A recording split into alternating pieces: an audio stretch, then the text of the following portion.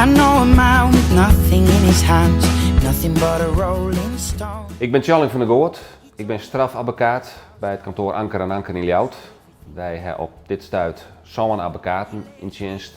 We doen alleen maar strafzaken. Wij zitten in een monumentaal pand, prachtig monumentaal pand in de binnenstad van Ljouwt.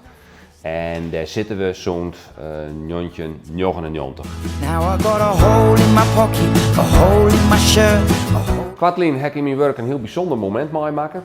Het ging om een strafzaak, een ernstige zaak, waarbij mijn cliënten vertocht waren van belutsenheid bij een dierlijk auto-ongemak. En het bijzondere weer dat mijn cliënten Friestalig weer.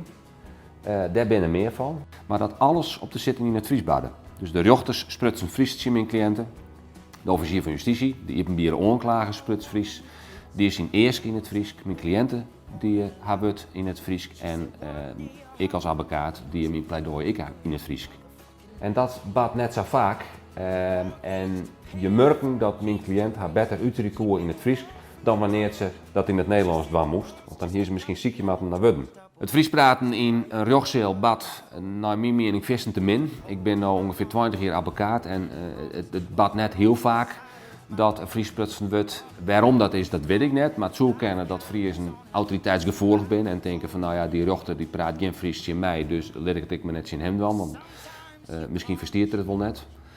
Dat is de non-rechter, want de rechters verstaan het alle jaar. Het staat in de wet, dat we dat net vergeten.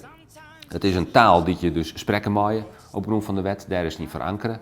Dan hang je mooie bordjes bij alle ingangen van de zittingcel dat je het recht hebt om Fries te praten. Dus het is voor elke niet duidelijk en dit we wel wijzen, het is ook heel belangrijk. Het is belangrijk dat een verdachte hem zo makkelijk mogelijk uitrekent. Dan zuigt er het meest, dan komt er het meeste uit.